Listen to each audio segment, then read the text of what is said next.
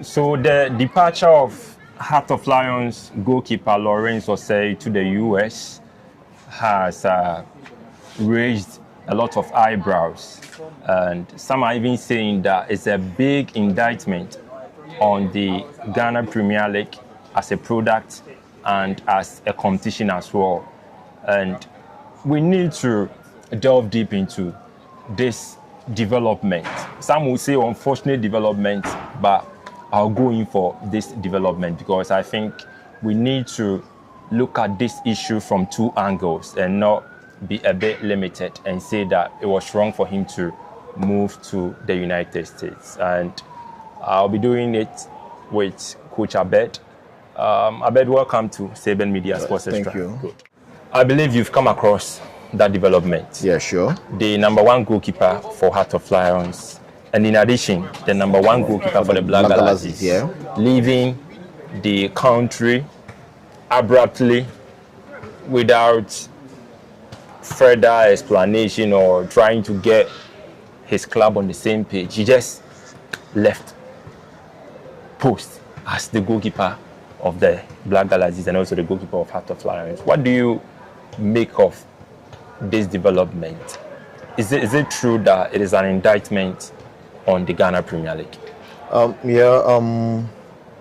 Unfortunately, I would say that it is. Yes, sadly, it is. It is an indictment on the league, and it's bad. It's a bad news for the league. Why? Because it still boils down to player welfare, right?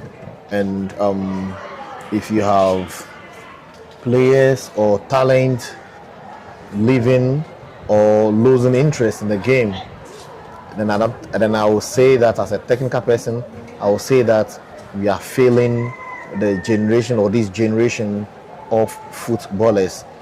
One might think that, okay, so where is the hunger of being a footballer or the hunger of playing to become a top footballer, right? But aside that, there are other economic aspects of the game. Okay, yes, you are passionate about the game, you want to play to the highest level, but when you retire, what will become of you? We've seen players who have retired, top players who have played in the local league, they've retired and then they have to beg to feed. Yeah. Right. So I'm sure these were some of the things that was running through the minds of the of Lawrence. Yes. And he decided to make that decision. And I thought it was a well-calculated, well-planned, or orchestrated. Yes, decision. It was something that he's been planning for so long. And I also heard that the team Heart of Lions is owing him about 3 months' salary. You see, so this is not good enough. These are players that have families. Okay, some have wives, kids, or some have dependents, right? And then they look up to them for at least something.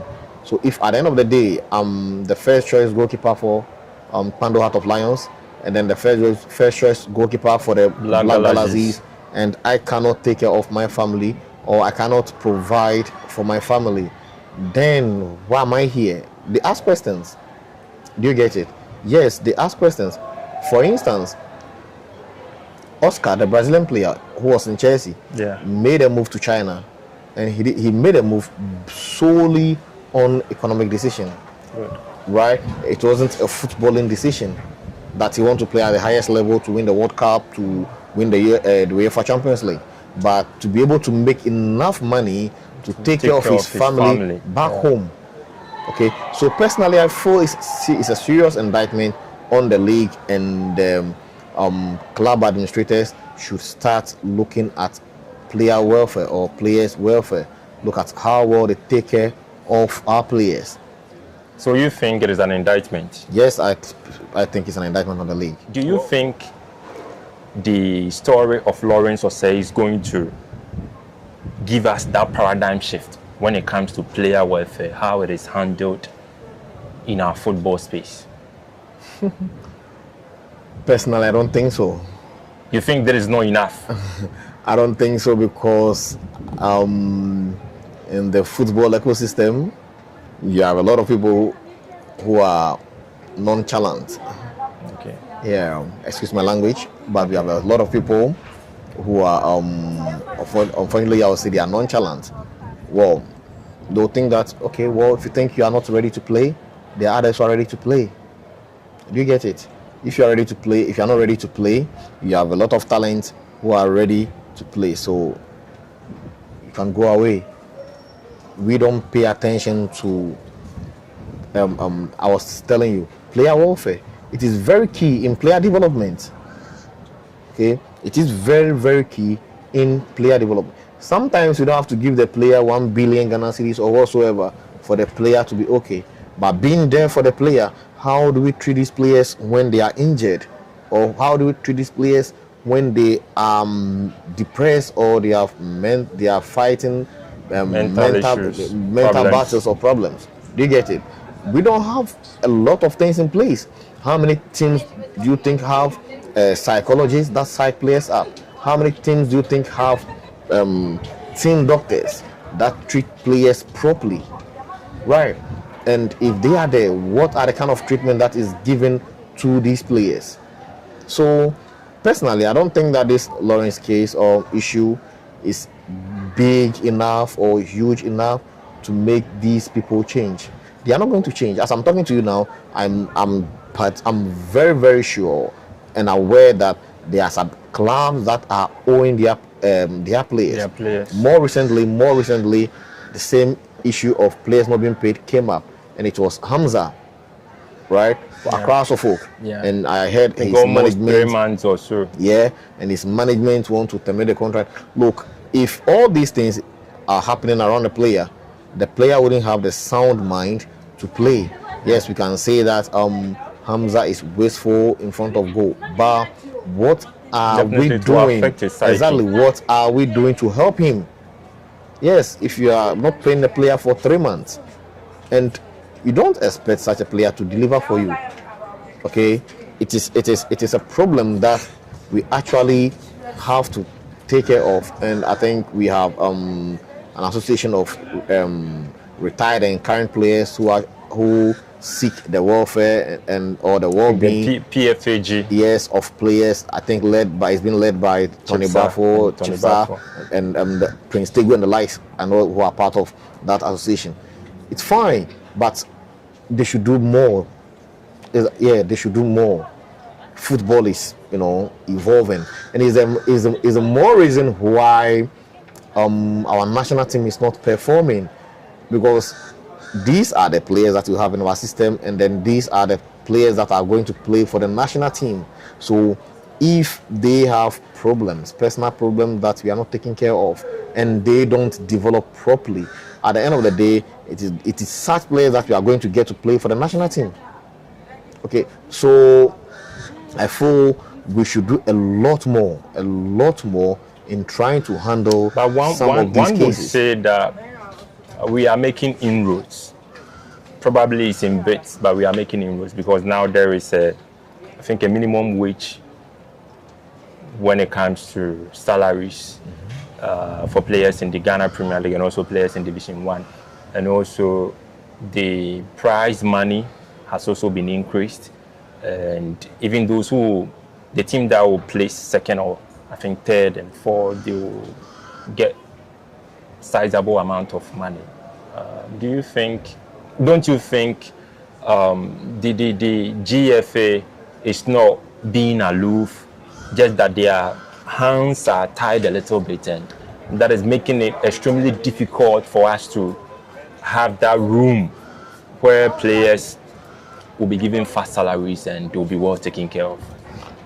Well, you see, usually I don't want to bring the FA into this conversation, seriously, because they need to market FA, the Ghana Premier League. Yes, but the FA, okay, it's not responsible for player welfare. I get you. At the club level.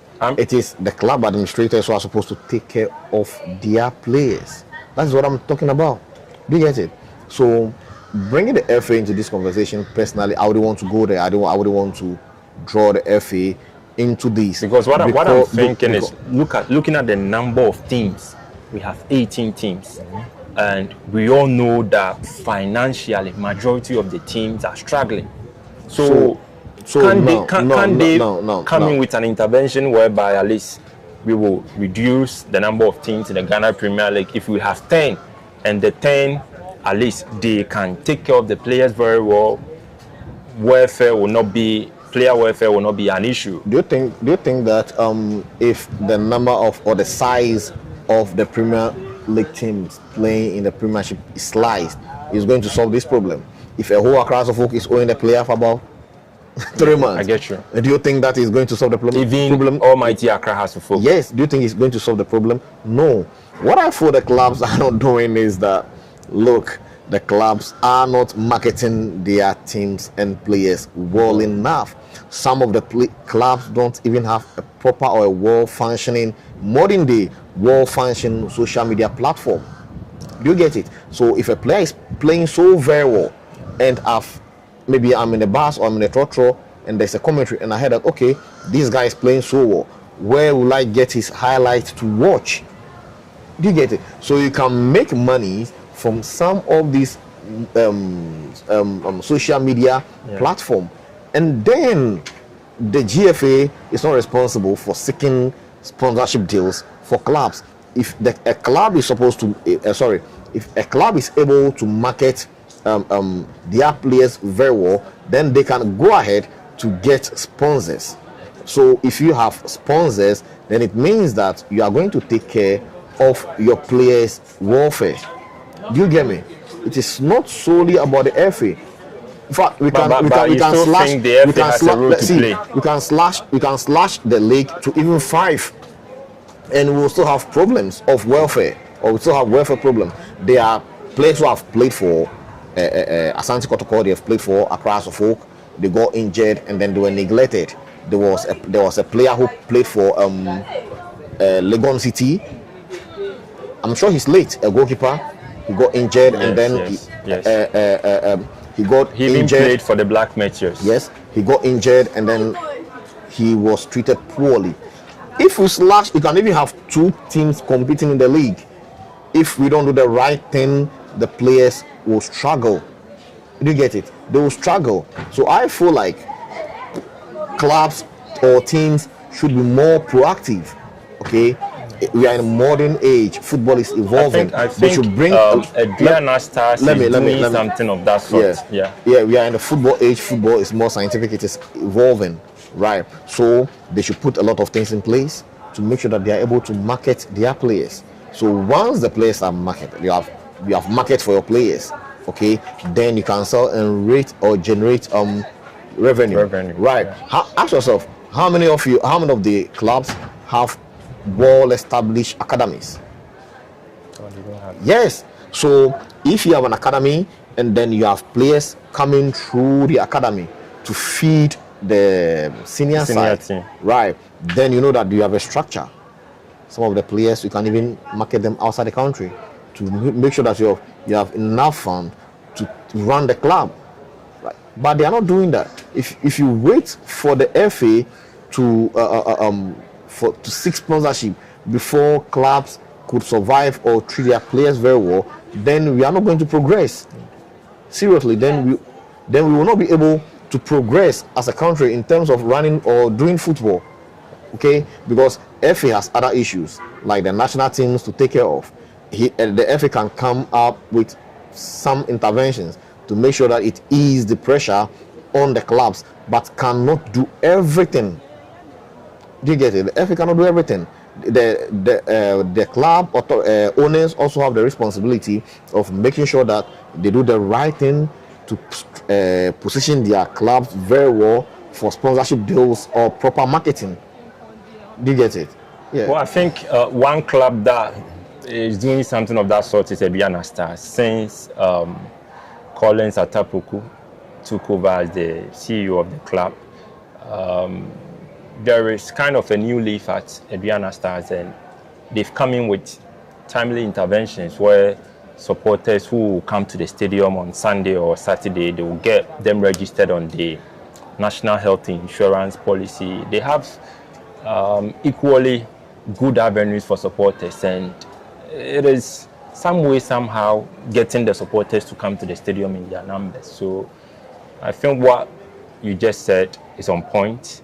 And now, you made mention of trying to project players, getting players from the academies, and also making money from player sales.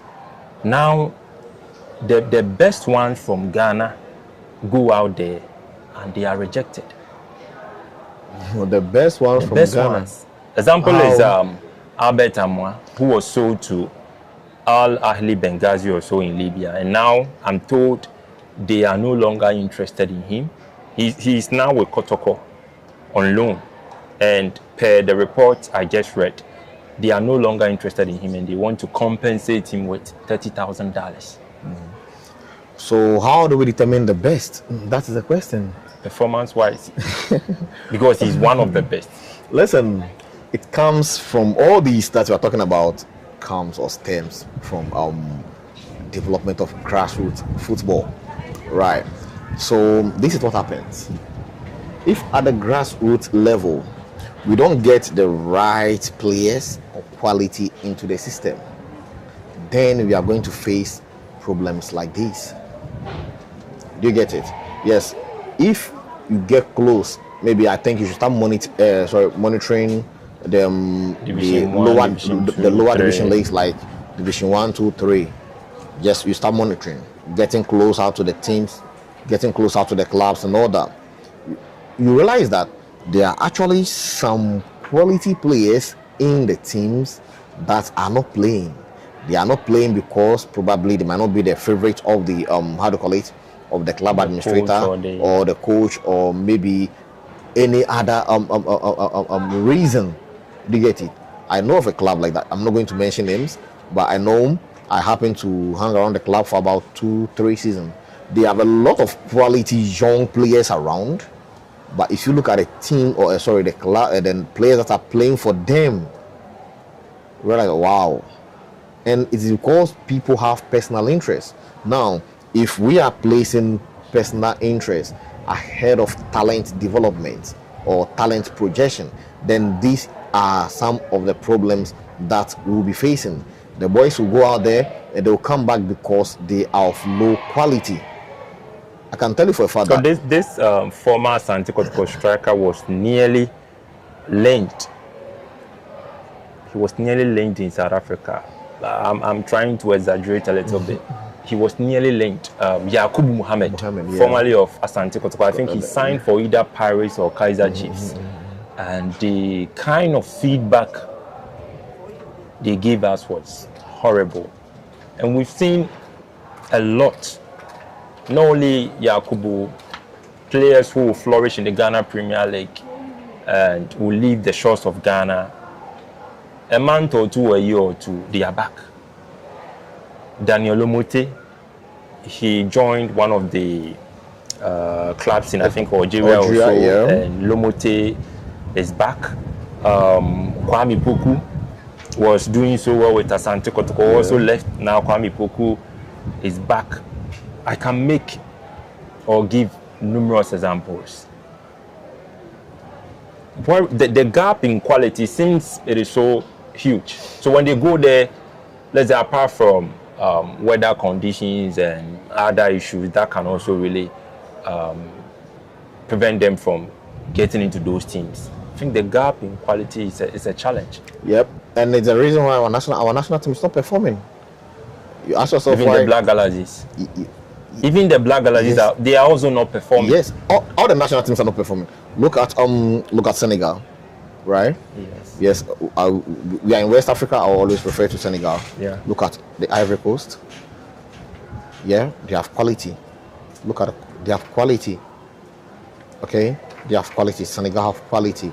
So the countries who are doing things right, okay, will always produce quality. Then again, it stems back to our grassroots football. How we're doing it, how we're running it. Okay, who are those in charge of the grassroots football? Okay, from the beginning, back in the days, we don't have well-trained coaches. okay, training, mentoring some of these players. It is also a factor, and I'm glad that now the FA is training the coast league Coaches. coaches for free. They are giving them free training for to become licensed D coaches. And I think that is a very good step, okay, into producing quality players in the near future. Okay, yeah. So the reason why there's a big gap between Ghana and some other countries or Europe all stems from our grassroots football. We are not able to develop it properly. Okay, some of the training methods, some of the way we treat and then train the kids. Okay, I will say sometimes it's not good enough. So when they develop, some of them lack the basic skills and techniques, right, to excel at the highest level. So they get there and then they have to come back. Well, Coach Masudi Dramani will be so happy hearing this, because he's one coach who I think has done a good job with Accra House of Folk. Sure. Now has looked solid at the back, midfield a bit okay, but in the attacking third, putting the ball at the back of the net is a big problem for Accra House of Folk. And the coach cannot walk straight to the field and take the ball, receive a pass, and put the ball at the back of the net. So even goal scoring is also a challenge, and coaches are really suffering at the Premier League level, where they have to go down and teach the basics. It's a big issue, because I think at the Premier League level, that is the grade A stage of Ghana football. So coaches must not really spend too much time teaching the basics, but they are doing that. And it is because they lack the basics, yes, from the grassroots level, and because of that, they have to be, they have to unlearn and then relearn or learn. Do you get it? Yes.